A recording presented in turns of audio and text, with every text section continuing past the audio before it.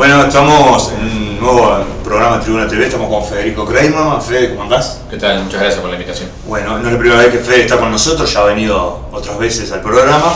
Fede es dirigente de la Federación de Funcionarios de OCE y del Frente de Trabajadores de Lucha.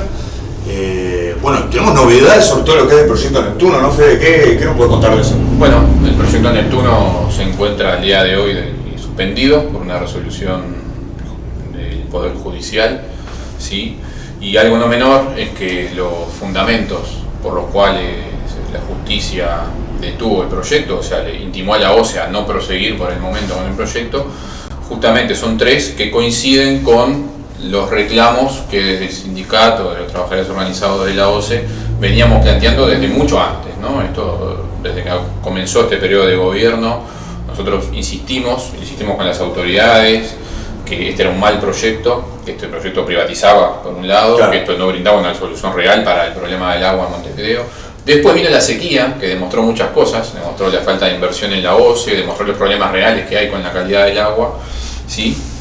Y bueno, lamentablemente sin obtener respuesta de parte particularmente de las autoridades, fue que terminamos en aquellas movilizaciones, que bueno, una particularmente la del día que se conocían las ofertas fue muy polémica porque sobre eso pesan luego denuncias penales y demás. Pero bueno, los motivos de aquella movilización y lo que hoy, un año después, un año y 3 meses después, está como sentencia judicial son tres cosas. Una, la que nosotros vemos como la principal, aunque las otras son muy importantes, tiene que ver con justamente el modelo financiero para esta obra. Esta es una obra grande, de infraestructura muy grande. Contemos un poquito porque yo lo di por sentado, pero el proyecto Neptuno ¿de qué iba, verdad? El proyecto Neptuno plantea agregar una nueva toma de agua para la ciudad de Montevideo. Hoy Montevideo se alimenta desde la planta de Aguas Corrientes y el agua sale del río Santa Lucía, ¿sí? Montevideo consume algo así como 800.000 metros cúbicos por día de agua potable, ¿sí? Esto es una nueva planta que equivale a 1/3 de eso, o sea, es la tercera parte de Aguas Corrientes, que la puede sustituir, ¿sí? Sí es cierto, lo que coincidimos con el gobierno, porque es un problema técnico, es que de acá a 20 años ya viene la perspectiva de que la capacidad de Aguas Corrientes se va a ver sobrepasada por el propio crecimiento demográfico. Eso, hasta ahí estamos de acuerdo, el problema es cómo se soluciona eso. ¿Qué pasa? Que la planta se ubica en Arasatí está en San José, está a 85 kilómetros de Montevideo, solo la tubería de ahí hasta acá cuesta $100 millones, solo el caño, porque es un caño muy grande, alta presión y demás, más todos los campos que hay que expropiar, más la planta en sí que hay que construir, la planta industrial, porque la potabilización de aguas para gran escala, cuando es a gran escala se realiza en plantas industriales, como lo es la planta de Aguas Corrientes hoy. Eso cuesta en total unos $250 millones. ¿Cómo es el modelo de negocio? El privado construye, y acá como nos lo venden, ¿no? Viene y pone la plata, entonces la empresa pública no corre riesgos, no tiene que poner plata al principio, entonces no afecta las cuentas, y cuando la construye, y acá viene la diferencia, se la queda el privado. Y la OCE le paga un canon, que es en realidad un alquiler anual, para usarla, pero nunca le pertenece, ¿sí? El problema es que ese alquiler, ese canon, vale $45 millones por año, solo de alquiler. Te cuestan los costos operativos, lo que cuesta hacerla funcionar todo el día. Pero solo de alquiler va a pagar $45 millones por año por un contrato de 30 años, que son 28 años más, luego de construcción, y 28 años pagando ese alquiler. Cuando pasas raya, la OCE le paga al privado más de $1.000 millones por algo que costaba 250. Claro. Flor de negocio. Y además, cuando vas a la letra fina del contrato, que ahora ya existe, ¿sí? La OCE se obliga a pagar siempre, se obliga con el inversor. Claro. Lo otro que vas descubriendo es que al final las empresas constructoras que ganaron la licitación no ponen la plata de ellos. Es mágico donde aparece para abrir otro tema después, te das a FAP, ¿sí? Es uno de los fondos de inversión, claro, en donde va a parar el dinero. Todo tiene que ver con todo. Exacto, ¿sí? Por eso la Cámara de Construcción está en contra del plebiscito, efectivamente. Bueno, ese es el principal argumento. Dejás una planta de agua potable cuyo dueño es el privado y además estás pagando mucho más. Claro. ¿Sí? Mucho más. Entonces la primera respuesta que nunca tuvimos, y eso desencadenó aquellas movilizaciones, es: si vas a gastar esta plata por año, el $45 millones, vuelvo a decir, es más de la mitad de lo que gasta por año la OCE para invertir. Entonces, o vas a dejar de invertir en otros servicios y entonces vas a empeorar la calidad de servicio en algún lado, o vas a aumentar tus ingresos. Claro. La OCE solo, es importante, a veces no se, el Estado no se financia todo igual. La OCE es una empresa que no se financia con impuestos. Es un servicio descentralizado del Estado autónomo que se financia por la tarifa que nos cobra a todos. Claro. Entonces, si tenés que aumentar los ingresos, para pagar esta obra millonaria, tenés que aumentar la tarifa. La tarifa de agua, que es un servicio esencial, de carácter que refleja un derecho humano, etc. Bueno, todo eso es la primera cosa. Y después hay dos cosas más, que en eso soy más corto. Una tiene que ver con la calidad del agua, el lugar donde está la planta en Arasatí, está en el Río de la Plata, y la sequía demostró lo que ya sabíamos, porque científicamente está comprobado, que hasta ahí llega el agua salada en niveles que están por encima del parámetro aceptable para el consumo humano, como pasó en la sequía. ¿Sí? Por lo tanto, ahí, y lo que siempre me importa dejar en claro, porque a veces la información no abunda, esa planta, el proyecto técnico de la planta no prevé un proceso de desalinización, no quita sal, ¿no? Por eso no pueden garantizar la calidad del agua. Hay un proyecto de hacer lo que le llaman un polder, que es una reserva de agua dulce, que es expropiar campos, hacer un superpozo y llenarlo de agua dulce, pero hay una resolución de la Junta Departamental de San José, por unanimidad, presidida por el partido de gobierno, en contra. Porque significa expropiar un montón de campos con un índice conial que como más de 200, son muy ricos en sus cultivos, y además todos los productores de San José no quieren eso ahí. Y el tercero es que no hay estudio de impacto ambiental. No se sabe a ciencia cierta cuál es el impacto en la zona de una obra que es muy grande, ¿sí? Es muy grande en el lugar, y ahí Arasatí tiene un pueblo turístico, local, de turismo local, pero es un pueblo turístico. Digamos, no se sabe, no te dicen si la playa va a desaparecer, sino el caño. Yo quiero mencionar, cuando hablamos de un caño de alta presión, estamos hablando de un caño de más de 1 metro de diámetro, con agua a presión, a mucha presión, digamos. Por lo tanto, eso se entierra, hay que enterrarlo, es decir, la zanja, lo que hay que expropiar y demás, va a atravesar un montón de campos, ríos, carreteras. El estudio del impacto de eso no está. Pues, ¿el problema cuál es? Que por el propio formato que se eligió, como queda en manos del privado, porque la obra pública usualmente, el estudio de impacto ambiental no se hace al principio tampoco, pero se hace en un momento determinado que estás a tiempo de realizar modificaciones. Acá no. Acá ya se dijo que va a estar acá la planta y no 10 kilómetros más para acá o más para acá, sin el estudio completo.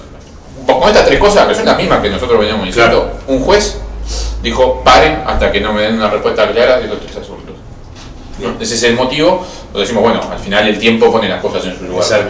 Exacto. Bueno, esto es fundamental, esto último que mencionas, Fede, porque es lo que vienen denunciando los trabajadores, bueno, en particular el sindicato, digo, pero las movilizaciones que se han hecho. Y te agrego otro tema, ya antes de que lleguemos al verano hay lugares que ya hay sequía, hace 2 meses se informa, ¿no? Sí, en lugares campos y demás. En el campo, eso tiene que ver, yo aprovecho siempre para hablar que tuvimos una sequía en Uruguay, mientras transcurría decíamos, bueno, que la sequía sirva para algo, ¿no? En el buen sentido de que no nos alarme ahora después que todo como está.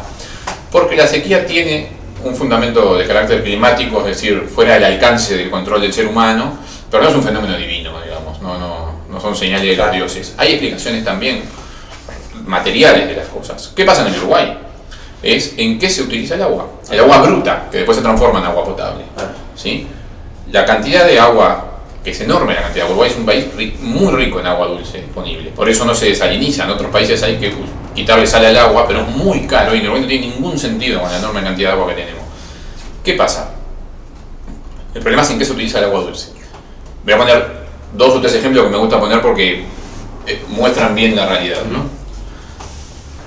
El primero, por ponerle un ejemplo, porque tiene que ver con el modelo económico que se elige y las consecuencias las paga el pueblo uruguayo. Solo una de las 3 papeleras, la planta UPM, la última inaugurada, la que nos la presentan como la mayor inversión, la que produce celulosa por día más grande en el mundo, consume por día 20 veces lo que consume la ciudad de Montevideo, que hoy decía cuánto consumía, 800.000 metros cúbicos por agua, consumimos los casi 2 millones de habitantes que vivimos en el área metropolitana. Bueno, 20 veces por día se come UPM de Río Negro, encima un agua que no paga. Lo que le abaratamos a la producción de UPM es increíble. Como si Montevideo tuviera 40 millones, una cosa así. Exactamente. Imaginemos una ciudad de casi 40 millones de habitantes en el centro del país, el equivalente a eso se está consumiendo en la planta de UPM por día.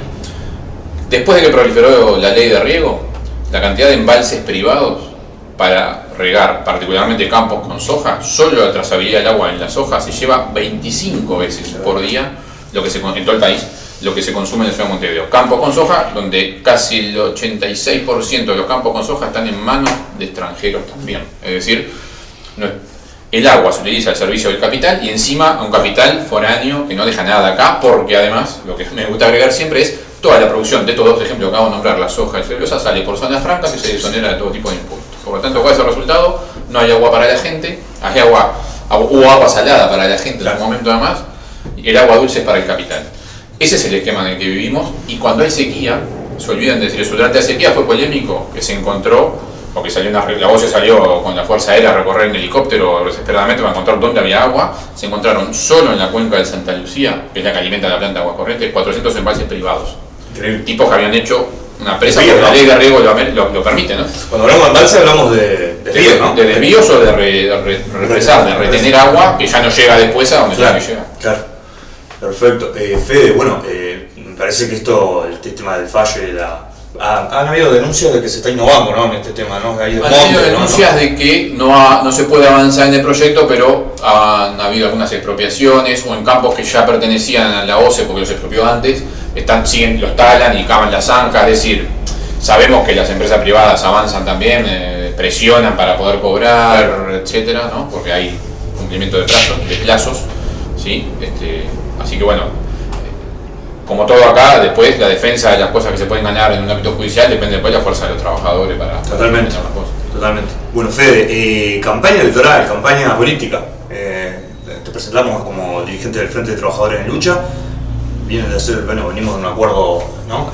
Junto con la lista 1917 del PT.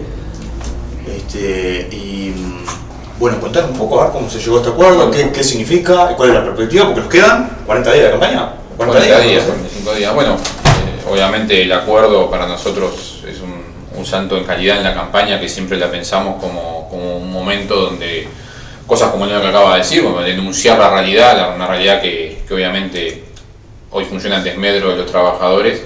La gente tiene otra disposición a escuchar, y por lo tanto para nosotros la campaña electoral tiene como objetivo principal poder decir cosas que otros no van a decir, ¿sí? Los que se están buscando en octubre y después en noviembre disputar el gobierno nacional tienen compromisos con todos los bloques de poder, con todo lo que yo dije antes, ¿no? O sea, con todo el capital, con las propias cámaras de la construcción, por nombrar algunos, y por lo tanto, que le financia su propia campaña, huelga decir también, ¿sí? Por lo tanto, bueno, se ve hoy lo que es la campaña electoral, ¿no?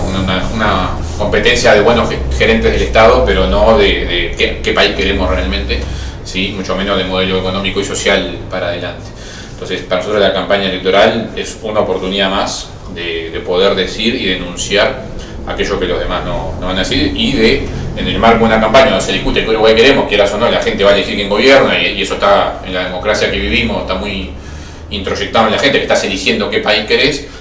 Es una opción diferente, que este no es el país que queremos y esta no es la sociedad que tenemos, dar una perspectiva de clase, justamente, que los trabajadores podemos poner sobre la mesa un proyecto de país y de sociedad propia.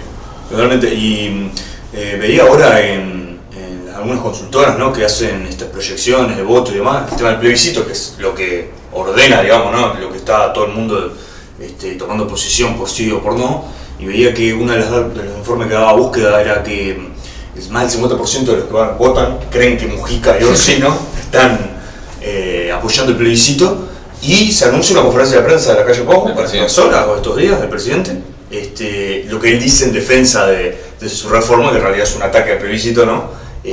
Así que lo digo porque la Unidad Popular, el Frente de Trabajadores, nuestras organizaciones han estado desde el primer momento de esta campaña, y me parece que es de orden, digamos, salir con todo en la defensa, y por metidos ya estamos, digo, ¿no? Metidos ya estamos. ¿Cómo ven esa parte? ¿Ven? Por supuesto que en parte de la campaña el plebiscito es crucial para nosotros por dos cosas, porque explicar por qué apoyamos, porque fuimos parte de la recolección de firmas y ahora del impulso de que la gente vote el sí, tiene que ver, primero, con un acto de justicia hacia los trabajadores, lo que tiene que ver con la edad jubilatoria, con un aumento que igual sigue siendo poco para los jubilados, pero que igual es una miseria lo que ganan hoy, y después lo que tiene que ver con la SAFAP, pone la cuestión entre una clase social y la otra, ¿no? Porque yo ponía el ejemplo del Neptuno, que lo financia la SAFAP, para poner el ejemplo de lo que se está en juego realmente, y que desde el presidente a los candidatos tengan que salir a defender la SAFAP de fondo, porque las otras cosas pueden ser más regulables, pero la SAFAP es clave por el rol que tiene, ¿no?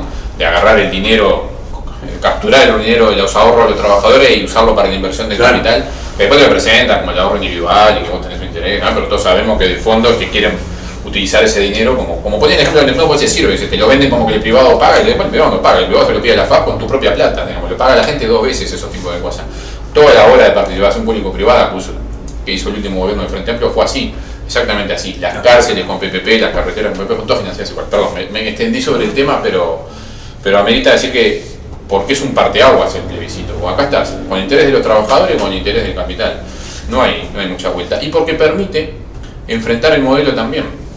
Los que han salido a asustar a la gente, ¿no? Dicen, bueno, si yo subo la jubilación de 360.000 jubilados, esto sale cientos de millones de dólares. Bueno, mira, en las zonas francas, a las grandes multinacionales, para no discutir si estoy metiéndome con todos los empresarios, no, a las grandes multinacionales que ya se compraron, entre soja y eucalipto, se compraron casi toda la tierra plantable en el Uruguay, se les permite no pagar 2.000 millones de dólares por año de impuestos. Yo no estoy diciendo que hay que poner que pondría, pero no hay ni que poner un impuesto, hay que dejar de regalárselo nada más.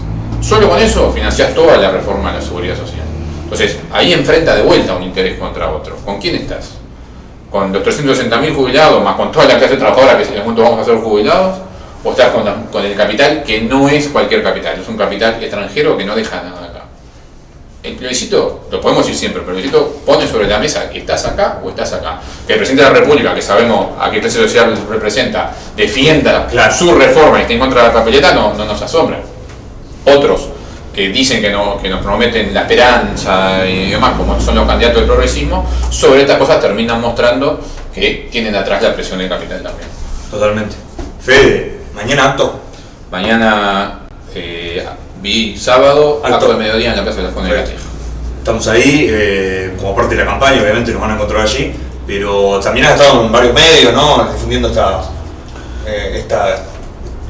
¿cómo es este planteo justamente? ¿Cómo viene la campaña mismo? Y bueno, uno de los medios va a decir exactamente estas mismas cosas. Fundamentalmente poner sobre la mesa la realidad, le molesta a quien le moleste, pero son las verdades que decimos siempre en realidad. Que acá en Neptuno lo decía fuera de la campaña electoral, en el puesto de lucha que nos toque estar, y aprovechamos las elecciones para eso mismo, para dar el objetivo fue candidato a diputado, ¿no? Diputado por el Frente de Trabajadores junto a Rafael Fernández del Partido de Trabajadores. Así que, bueno, obviamente vamos a ir subiendo más información y demás en nuestras redes, síganos y demás. Pero en principio sí, la campaña por la 1917, 565, búsquenla, ya dentro de poco va a estar la lista. Eso esperamos. Así que la vamos a estar difundiendo con mucho tiempo. Fede, muchas gracias. Gracias a ustedes por la invitación. ¿Cuánto queda?